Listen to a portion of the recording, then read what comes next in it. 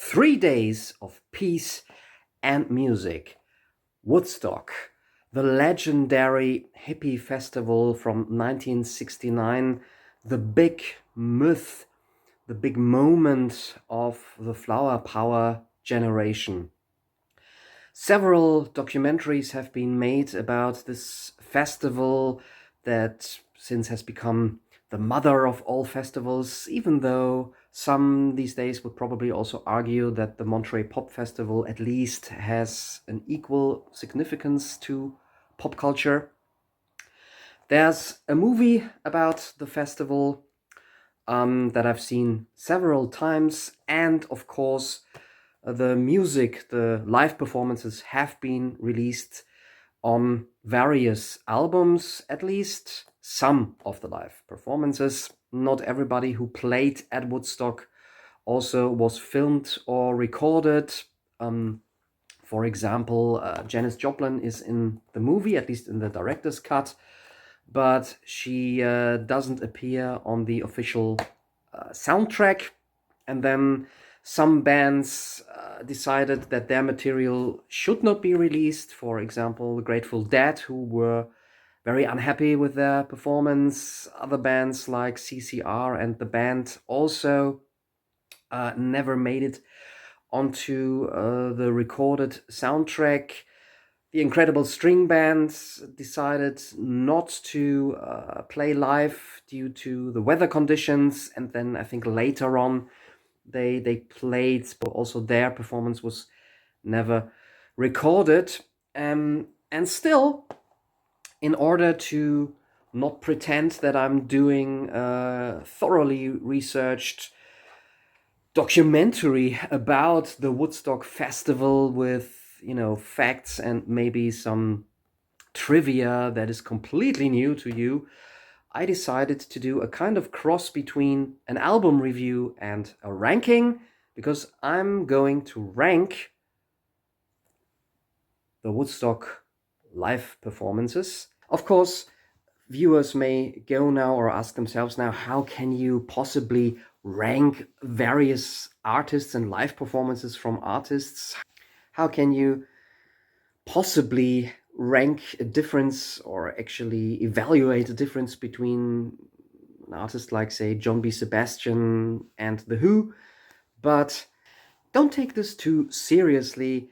Of course, there are no objective criteria for any kind of music ranking. So this is completely subjective and simply puts all the artists who performed in Woodstock and their recorded material in a ranking order depending on how much I enjoy them. And when I talk about Woodstock, I talk albums here.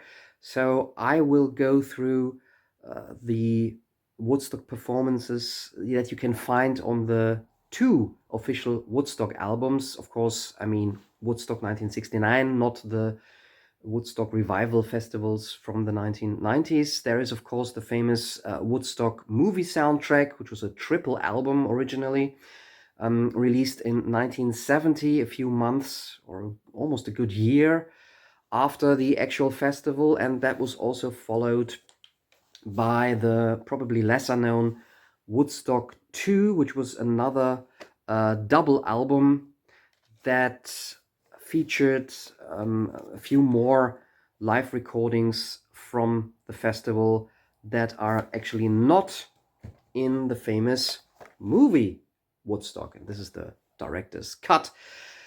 So in order to get some system into this ranking, I will be ranking the musical performances you can find on both the Woodstock 1 album and Woodstock 2, which leaves out actually a few performances that were included in at least the director's cut of the Woodstock movie. For example,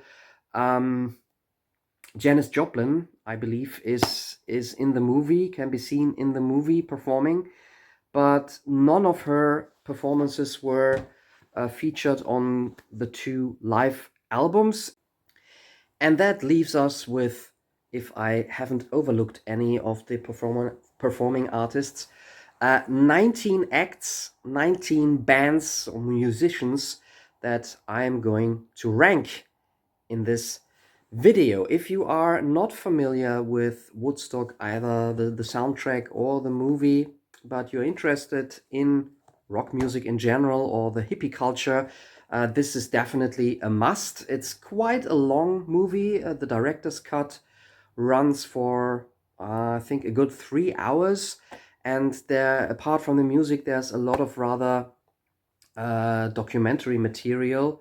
You get a lot of scenes shot from the crowd, from individual people giving interviews, or just, scenes happening off stage. Uh, it's still, I like this movie a lot. I have watched it several times, but now it's been a good number of years since I've seen it last. I even once went to a discotheque to watch the movie. They had a Woodstock anniversary event, so I guess it must have been in 1999 when I was still a very young student. Two dance floors. One dance floor that night played, yeah, hits from the 60s and early 70s, and the second dance floor actually had been changed into a film location where they showed the Woodstock movie, and I was one of the few nerds who actually went to the disco and sat down to watch almost the whole Woodstock movie. But now let's get into the music and my ranking.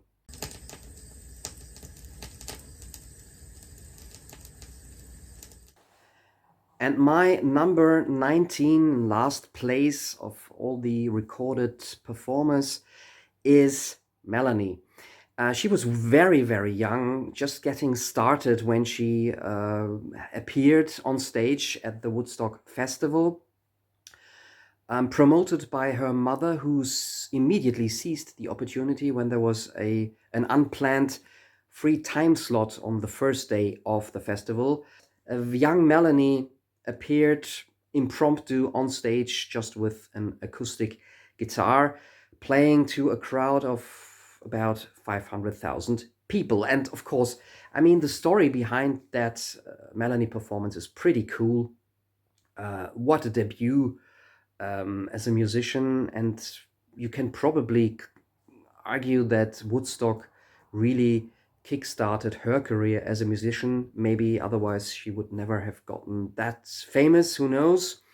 But I have to say, I really don't like this performance. Her voice is grating to my ears. On one song, Birthday of the Sun, I think it's called, she's more or less yelling while strumming some rather tuneless chords on her acoustic guitar, or rather hammering on her acoustic guitar. It's, for personally, I think it's very unpleasant to listen to be honest. Her performance of these two songs can be found on Woodstock 2. Yeah, my number 19 from the Woodstock ranking. Well, you gotta know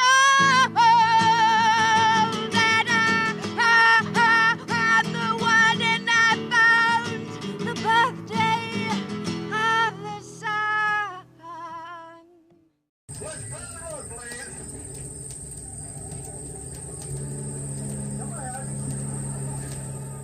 At number 18, it's Joan Baez, one of the great protest singers of the hippie years. Also Muse, probably lover of Bob Dylan for a while. She's better known for covering other people's material than for maybe her own songwriting. Like Melanie, but in a completely different way. Also a very unique voice and singing style. Again, I have to admit, I'm not a huge fan of Joan Baez and her singing. Whenever she sings or holds a note for a little longer, a very strong vibrato kicks in her voice, and that's something to, you either take it or leave it. I'm not the biggest fan of that. Also, she has always been a very political performer. During her Woodstock sets, she, for example, talks about, I think, her brother-in-law who had just organized a hunger strike in prison because I think he had resisted the draft, the Vietnam draft, something like that. Yeah, she talks quite at length about that. The songs that you find on the albums and her performance is split up between the first Woodstock album, and most of it is on Woodstock 2. They are quite alright. Truck Driving Man is a fun kind of country song making fun of Ronald Reagan, who was the governor of California, apparently at that point. Then she plays, I think, an original song, one of her rare original songs called Sweet Sir Galahad, which is actually a very beautiful acoustic singer-songwriter track. So yeah, okay performance. Actually, not the songs are not too bad, but yeah, in view of all the other high-profile performances that we get on those Woodstock albums, she only makes my number 18. Sweet Sir Galahad came in through the window in the night when the moon was in the yard.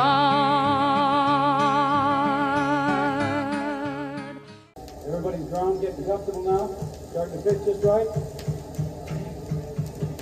Sit there, look at all those people around you, get acquainted. Next up for me is the Paul Butterfield Blues Band, who played in the very, very early morning hours of the final day. Founded by the harmonica player Paul Butterfield, and their name also is their program or what they have to offer, a blues band, very popular in the late 60s. Two songs are featured on the two Woodstock albums.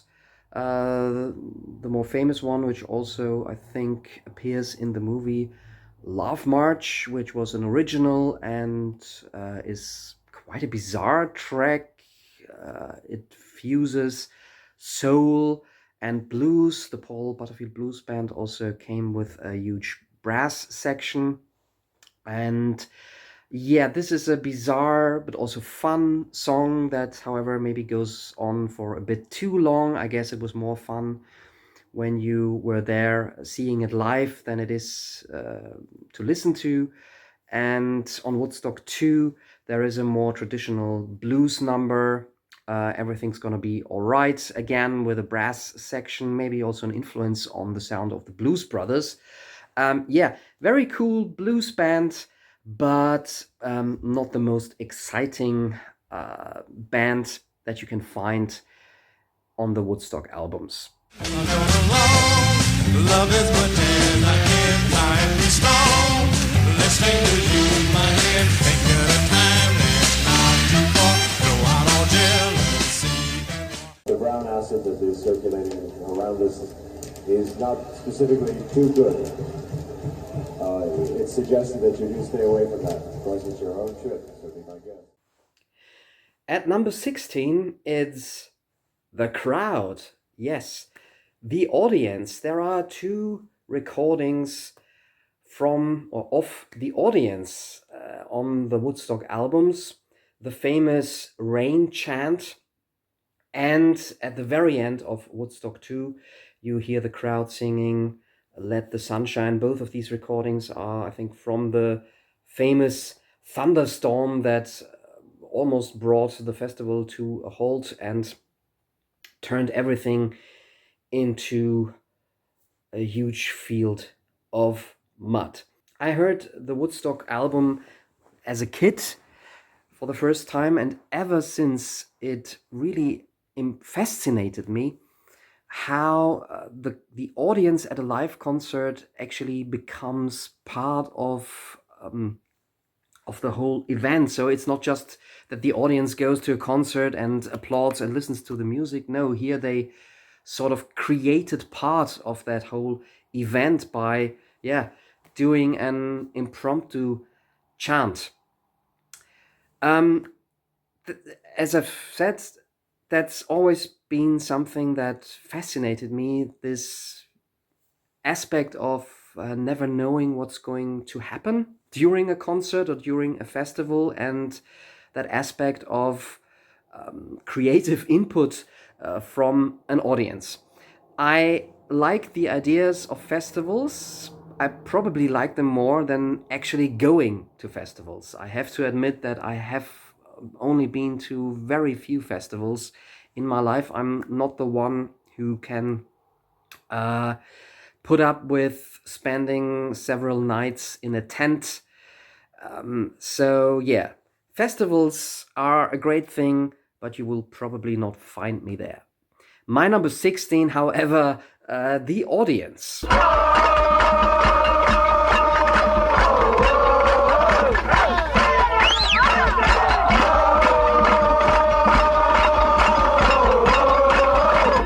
In the original movie and on the Woodstock album, an ingenious editing decision lets the rain chant blend into the intro drumming of Santana's Soul Sacrifice, one of the magical moments on the record, even though these two things, the rain, the audience chanting in the rain and, drumming on their tin pots and cups or whatever, and Santana entering the stage, I think they didn't occur together. So this is just some editing that creates a kind of different Woodstock experience. Man, there's supposed to be 1.5 million people here by tonight. Can you dig that? New York State Thruway is closed, man. At number 15, the first musician you hear on the Woodstock album is John B. Sebastian. He had just left his quite successful band, The Lovin' Spoonful, and had decided that he rather wanted to become a sort of flower power troubadour. I don't think that it really turned out the way he planned. I don't think he was a very successful solo artist, but maybe I'm mistaken here. You feel free to correct me in the comments. However, the Lovin' Spoonful for a while had been a quite successful folk rock slash pop band with, a bit of a lightweight novelty image maybe, but yeah, they are still loved for some of their very successful singles. John B. Sebastian appeared as a solo artist at Woodstock and played a couple of songs simply with an acoustic guitar. Very pleasant, mellow, laid back songs, easy on the ear. I actually quite like them, even though they are maybe not the most memorable songs from the entire Woodstock set. Nonetheless, I think in the movie also his I Had a Dream is used very effectively together with, film footage from the cornfields and the rather idyllic landscape that I guess they filmed before the actual event, because we all know that, of course, the farmland, looked quite differently after the end of the festival. So that's number 15, John B. Sebastian. I had a dream last night. What a lovely dream it was. Marijuana! It's in the name. My number 14 is still one of the more acoustic performances. The first day of the Woodstock lineup was pretty much all acoustic. And for my number 14, I've chosen Arlo Guthrie, famously the son of Woody Guthrie. Arlo Guthrie these days probably is best known for Alice's Restaurant, which is also one of those quintessential hippie movies, and also, of course, famous song. a staple at Thanksgiving in the USA, as far as I know. On Woodstock, we only get one song from his set, which is called Coming into Los Angeles, I think, or Flying into Los Angeles. Yeah, quite an up-tempo acoustic track, but with a bit of a band in the background. So there's more happening than just, folky acoustic guitar. And it's quite a fun song in which Arlo Guthrie talks and sings about, being checked at the airport for various things that maybe were in his bags, also in connection with his obvious hippie looks. Coming into Los Angeles, bringing in a couple of keys. Don't touch my bags if you please, Mr. Customs Man. Good evening, I hope it stops raining. One thing about the draft resistance that's different from other movements and revolutions in this country, and that we have no enemies. Let's go from all the acoustic singer-songwriters to some proper late 60s heavy rock. At number 13 for me, it's the band Mountain. They had practically just formed before they played Woodstock. This was their third gig, according to some internet sources.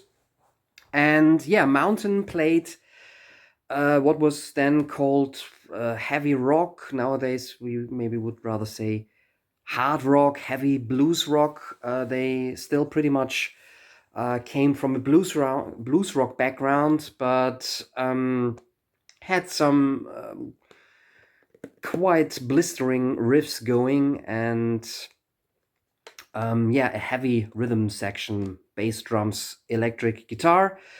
Some of the songs, not the entire set, can be found on Woodstock 2.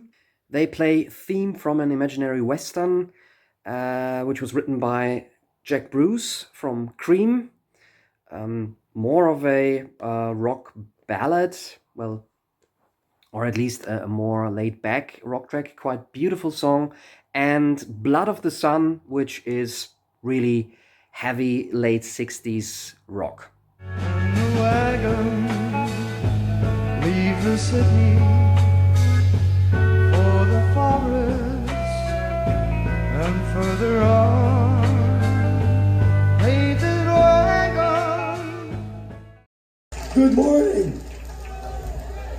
What we have in mind is breakfast in bed for 400,000.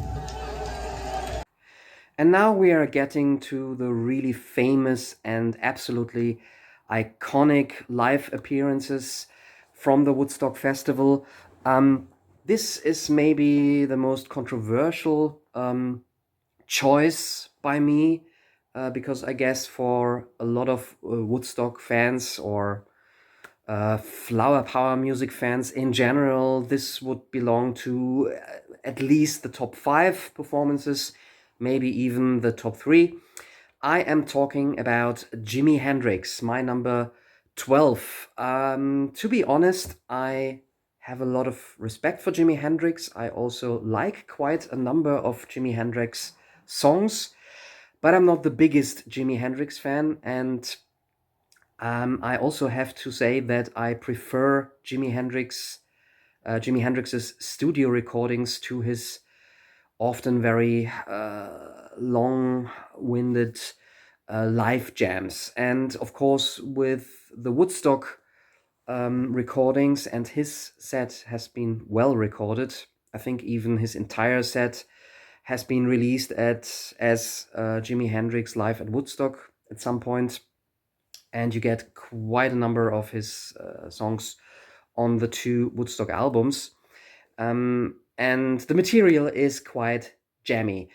You have to know that Jimi Hendrix was the last one to play at the Woodstock Festival. The entire schedule had been completely delayed due to the thunderstorms and some other, organizational things not really working out the way they had been planned.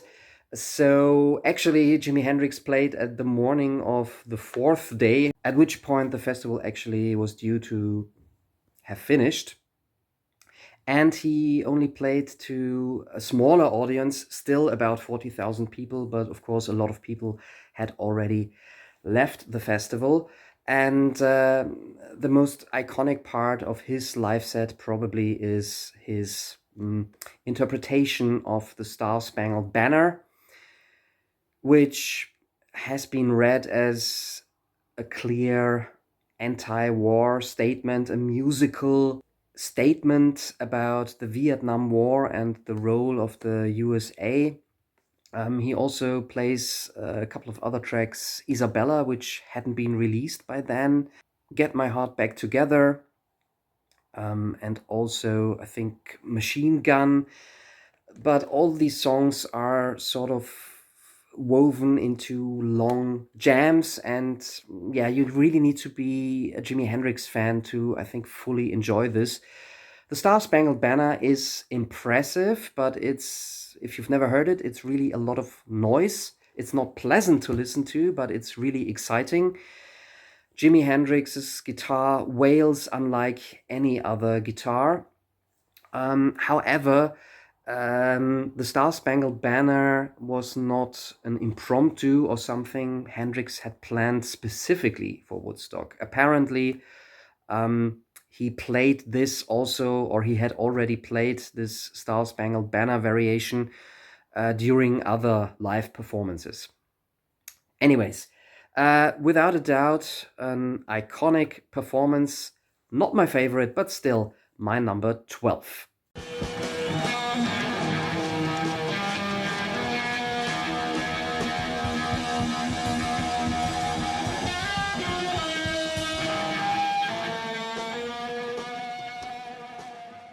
Now, there's a guy up there, some hamburger guy, that had his stand burned down last night.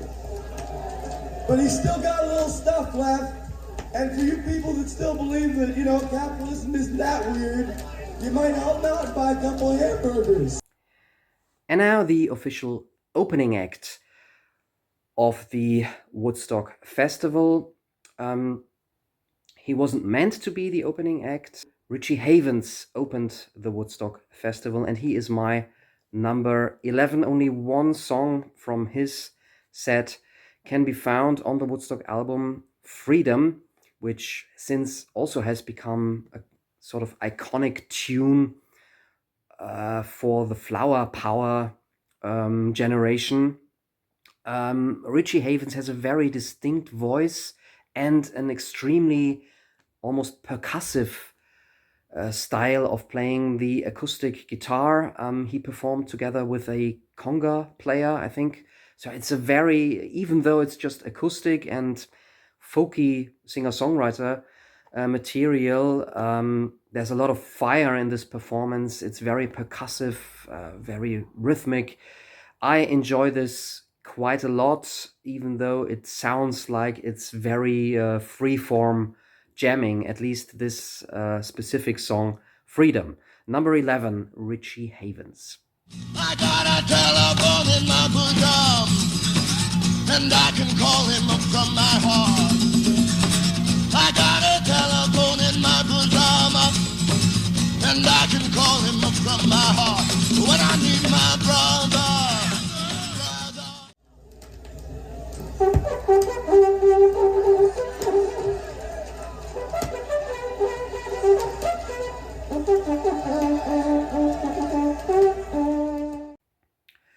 And I'll start my Woodstock top 10 with maybe another rather polarizing choice, because I guess for a lot of Woodstock or rock fans, this band will rather rank at the bottom of the Woodstock performances. But it's my number 10, the 1950s revival novelty group Sha-na-na. They came with a dance troupe in golden jackets and played old teenage ballads and 50s rock and roll tracks with a bit of a tongue-in-cheek attitude. it also in the movie it looks really like from another planet. This performance, there's only one song available on the official Woodstock album, and that is Sha-na-na's rendition of At the Hop, a high-speed rock and roll romp.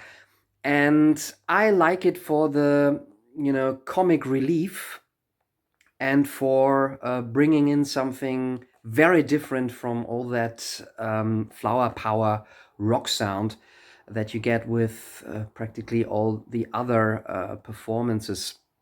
So yeah, it's a fun rendition, a fun performance if you watch the movie. Sha-na-na, my number 10. Well, you can rock, you can roll, you can stomp and even throw it at the hop. When the record starts playing, here comes a lot of chicken at the hop. Do the dance sensation, and sweep in the nation at the hop. Let's go to the hop. All right, friends, you have seen the heavy groups. Now you will see morning maniac music. Believe me, yeah. It's a new dawn. After a long night of bands and delays, at the morning of the third day, really early in the morning, Jefferson Airplane hit the Woodstock stage, and they started their set with a rousing, exciting live version of Volunteers, title track of their then current album, I believe. What a performance. Absolutely great. The rest of their set, at least the songs that are available on the recordings, Woodstock 2 especially, meander a bit. They definitely were the most psychedelic band playing at Woodstock. Guitars are sometimes a little bit out of tune, and you can hear that everybody was actually tired but tried to wake up the audience, and maybe there were also some other reasons for a slightly hazy and, as I've said, meandering performance. Also, the rhythm section isn't the tightest one, but still, I quite like the Jefferson Airplane performance at Woodstock. Unfortunately, their two big hits, White Rabbit and Somebody to Love, are not featured on any of the Woodstock albums. That would have been really interesting to hear those live versions. I'm sure they are available somewhere. But yeah, that's my number 9, Jefferson Airplane.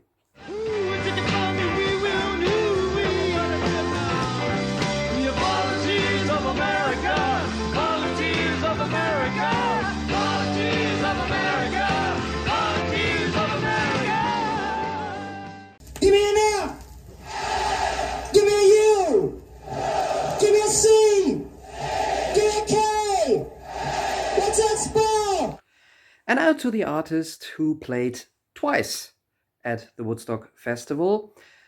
Once as an emergency, impromptu solo artist, when Santana, for some reason, weren't ready to go on stage.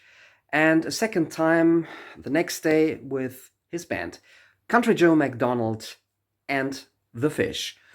I'm ranking here both performances as one. It's my number 8. So on one day, he quickly stepped in with a short acoustic set. You get the Feel Like I'm Fixin' to Die wreck from that set, another iconic moment in the Woodstock history, with the spelling chant at the beginning, which spells a word that I'm not allowed to use on YouTube. And then later on with his bands, Country Joe and the Fish were kind of, also a psychedelic folk rock band from, I believe, the San Francisco area. Not a lot of their songs are, preserved from the Woodstock performance, but they opened the set with rock and soul music, a short, snappy outburst of rock music. It's just perfect, and therefore that's my number 8.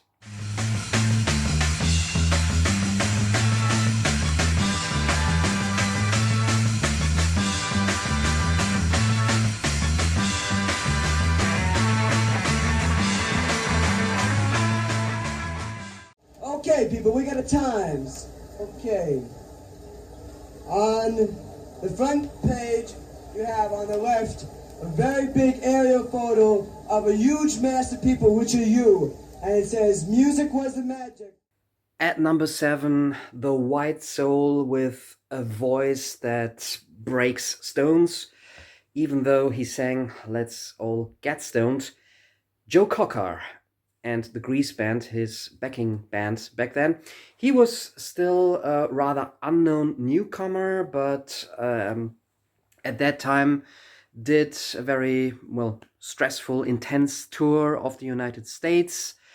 And of course, everybody knows his version, his interpretation of the Beatles with a little help from my friends. This Woodstock performance might be the best version of this song. Apart from his incredible voice, Cocker is also known for his rather strange movements when performing on stage, which maybe made him look like somebody who was, close to having a kind of neurological fit, but it made his performance the more intense. And arguably, Woodstock also for Joe Cocker was one of the important steps in his career. After Cocker's performance, there was a break in the live lineup because of the famous thunderstorm. What would you do if I said had a tune? Would you stand up and walk out on me? And you get a little tired.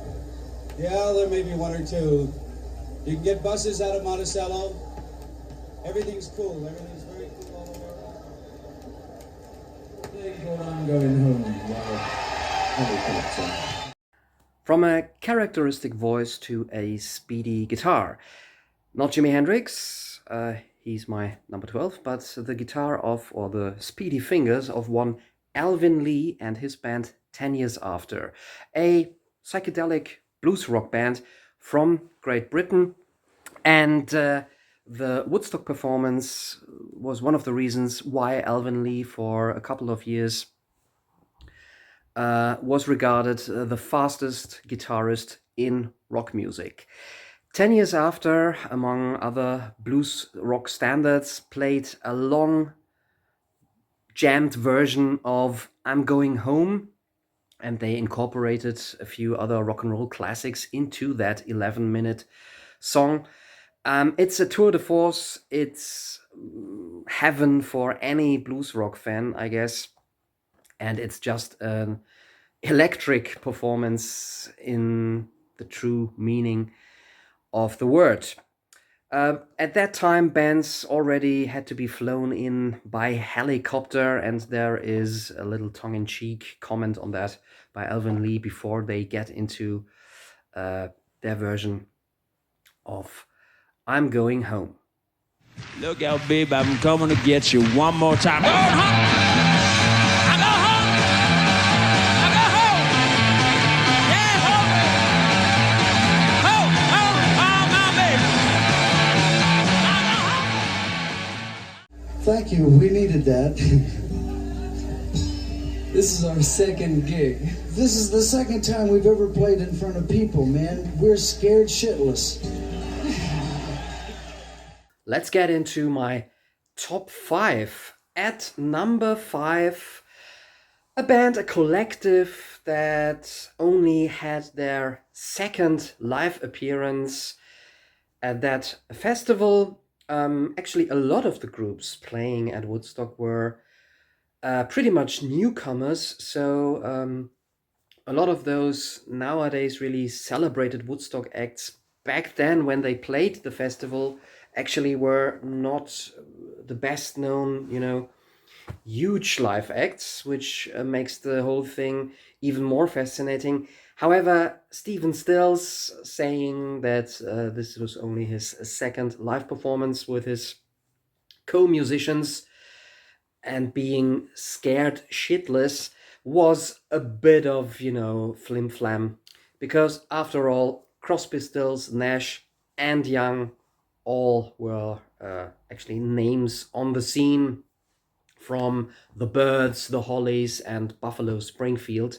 So it's also not surprising that they sounded pretty much fantastic and very well rehearsed on stage at Woodstock. Crosby, Stills, and Nash opened their set as a trio. There are various stories why Neil Young only joined them later on for an electric set, either because he didn't want to play an acoustic set, but it's more likely that one of the reasons was that he had troubles getting to the venue on time.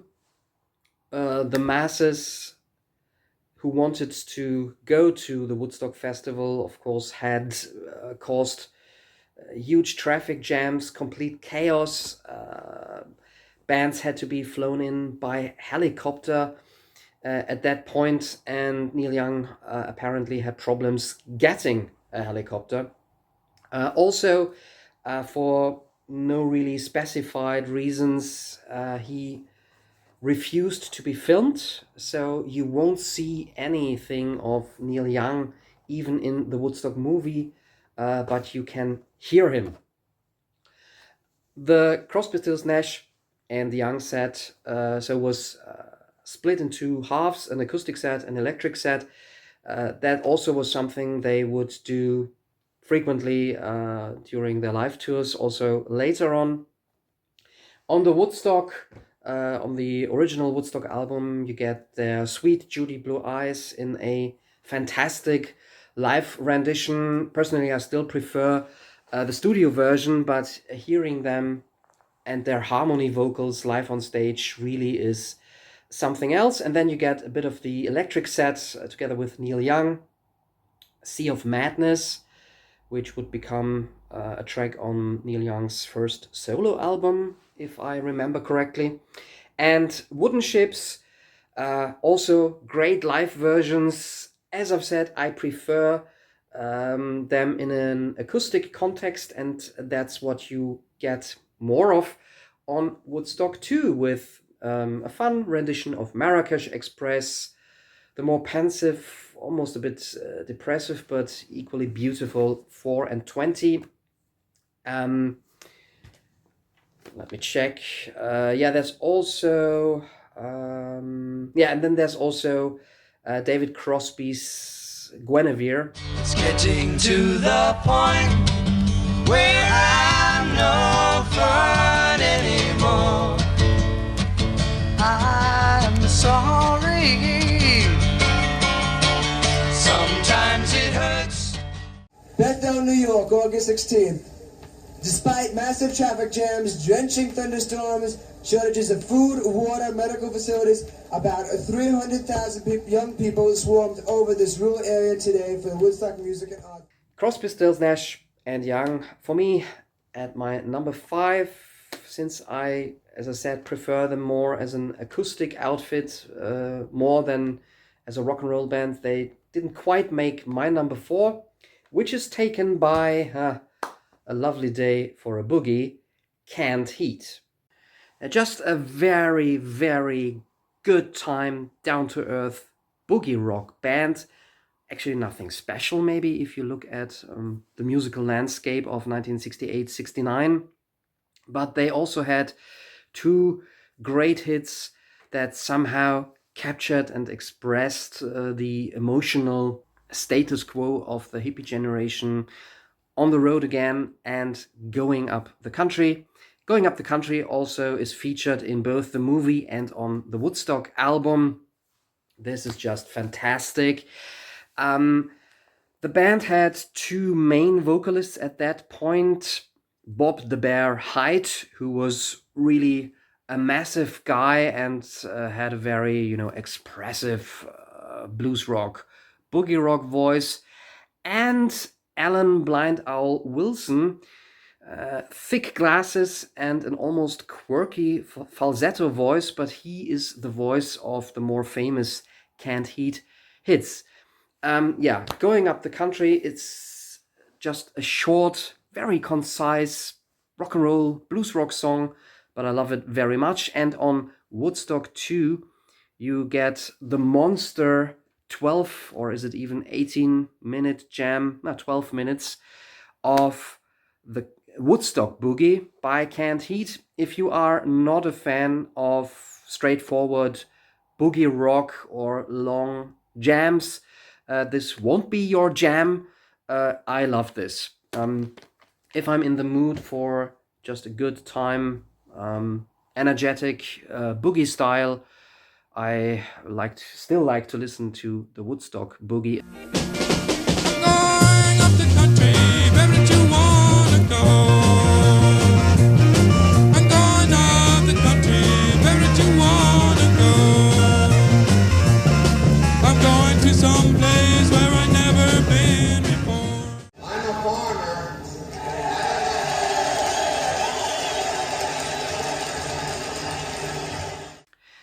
So now we are getting to the top 3, and at number 3 for me, one of my favorite rock bands from the 60s, a British act, already then notorious for their aggressive stage performances and stage shows.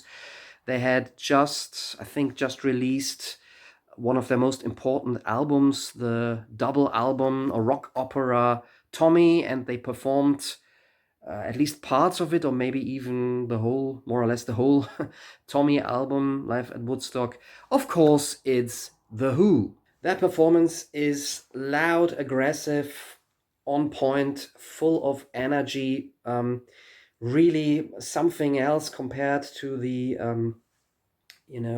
sometimes even a bit pathetic, optimistic flower power bands. The Who also were really, strange objects within those flower power movements. They were partly working class, partly came from the London art schools, from the mod scene, which was really something else. And also Pete Townsend, to be honest, didn't have a lot of good things to say about the Woodstock Festival. He was pretty much appalled about the circumstances, the situation he found when they entered the festival premises. To him, the audience consisted of thousands of people who were simply high and were talking a lot of hippy-dippy nonsense. Also, maybe it didn't help that they brought their families along to a festival which by then had already gone a bit out of control.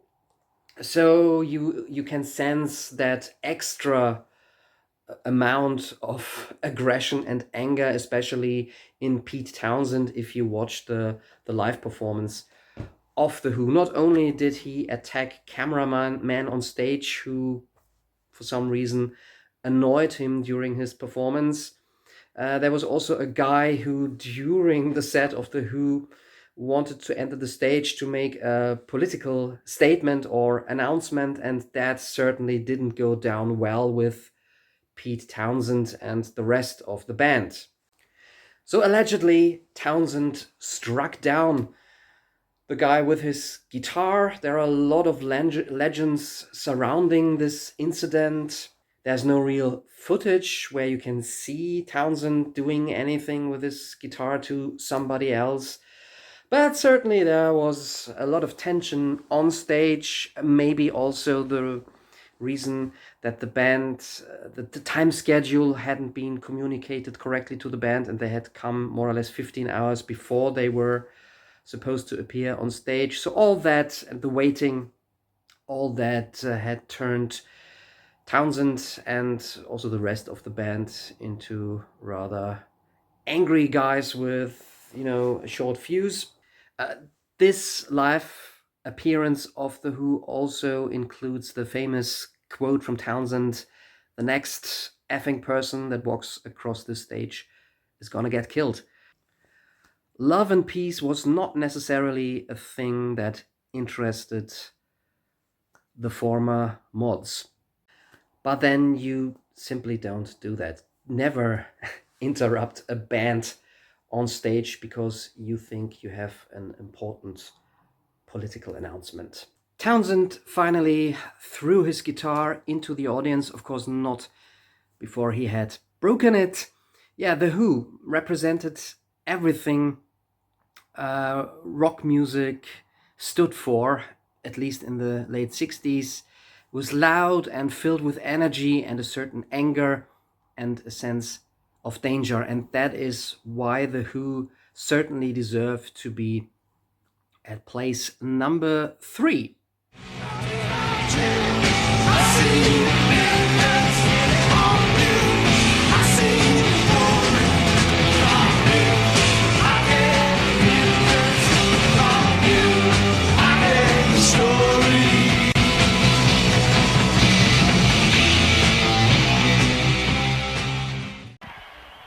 The hospital has asked me, please, to caution you. As you probably well know, the ground is getting very slippery. There's been an awful lot of broken limbs and a lot of unnecessary accidents. Please take care. At my number 2, a band that was practically completely unknown when they appeared at Woodstock. They had a very ambitious manager who made sure that this band landed a slot at Woodstock, and he also tried to put a certain pressure on the festival organizers to give this band a quite high-profile primetime slot. That didn't really happen, but, well, Santana played in the afternoon of the, I believe, second or third day at Woodstock. And what a performance that was. Yeah, the band was very, very new at that point. I think their debut album had just appeared or was about to appear. They brought their flavor of Latin rock to the ears of the hippie audience. Also, that was a very new sound. After some arguments between the manager and the organizers, Santana arrived at the festival and were first allegedly told that they had to wait until the late evening. So Santana and Carlos Santana and also probably a couple of other band members decided to, pass the time by taking a bit of mescaline. All of a sudden, organization changed and Santana had to hit the stage immediately, while at least Carlos Santana, and he has talked about that at length in various interviews, still was pretty much tripping. And according to him, he really played for his life. I mean, a young band, huge audience, they were aware that they were actually in trouble with their substance intake. In some interviews, he also talked about his hallucination and that he felt his guitar had turned into a venomous snake. So Santana really played his ass off during this festival in probably a mixture of high adrenaline energy, enthusiasm, and complete fear and a bad trip. But this had, at least for once, a positive effect on the band's performance. Santana really are on fire on the recordings on the Woodstock album. Their drawn-out version of Soul Sacrifice is a celebration of energy and rhythm. Michael Shreve, who then was still a very young drummer, probably turned in one of the best drum performances of the entire festival. Even if you're not a fan of long drum solos, I guess there's no denying that this is some really kick-ass drumming. And overall, the band really doesn't sound like, a bunch of hippies out of their minds. It's extremely tight and very speedy. Stellar recording, or stellar performance actually. Number 2, Santana.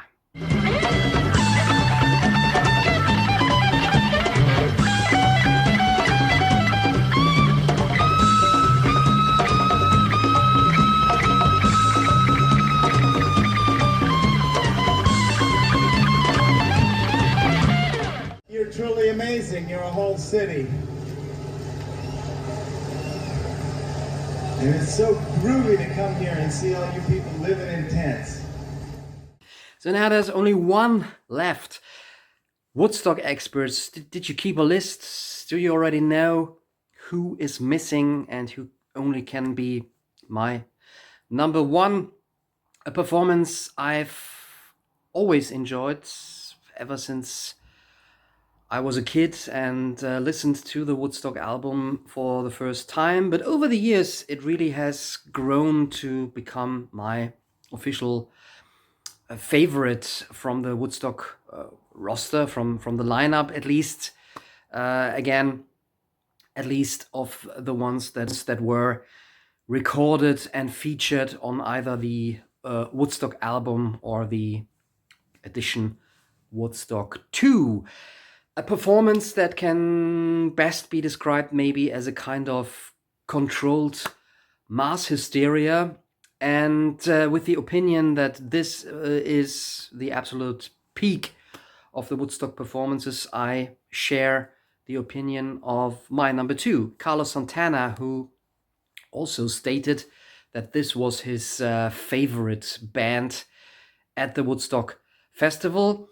They were also rather new at that point, but already had at least 2 albums out and a bit of a hit with Everyday People. The first, at least, major band to combine Afro-Americans and white musicians in their lineup, Sly and the Family Stone. Absolute visionary also in terms of the development of funk music. And this performance is just high energy, a band that is completely on fire, but also enjoying themselves on stage and enjoying turning the entire audience, hundreds of thousands of people, into an absolutely positive, hysterical crowd, shouting in rhythm. It's just unbelievable. Not just the shouting. Maybe that's also a bit scary. Maybe if you hear the masses, responding to the band, and Sly Stone just is like a crazy conductor here. But also the band is, again, and I've already mentioned that with Santana, tight as hell. The brass section, the trumpets, incredible. And Sly and the Family Stone, worked at the crossroads between soul, funk, and rock music. And this is just absolutely exciting and uplifting to listen to. My number 1, Sly and the Family Stone, taking you, hopefully, a little bit higher.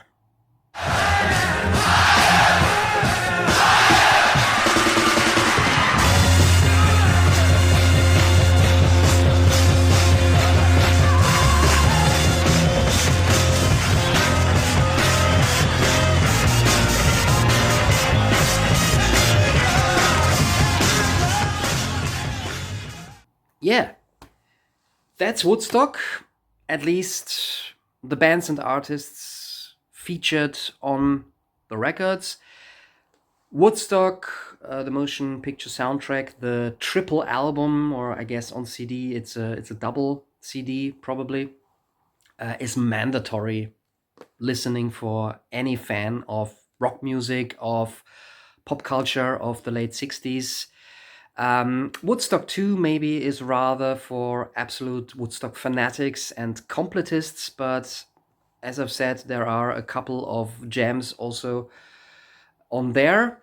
Have you been to Woodstock? Obviously, I'm far too young. Or, well, have you listened to Woodstock 2? Do you prefer the movie? Do you maybe prefer some performances that are in the film, in the director's cut, but not on the records? As always, let me know what your favorites are. Maybe you hate Woodstock altogether and are rather a fan of the Primal Scream single Kill All Hippies. Let me know as well. That was my ranking. Thanks for watching, and as always, thanks for supporting the channel. If you enjoy this, maybe give me a thumbs up or subscribe to my tiny little collection of madness, and hopefully see you again for another Murdock Music Minute. Peace.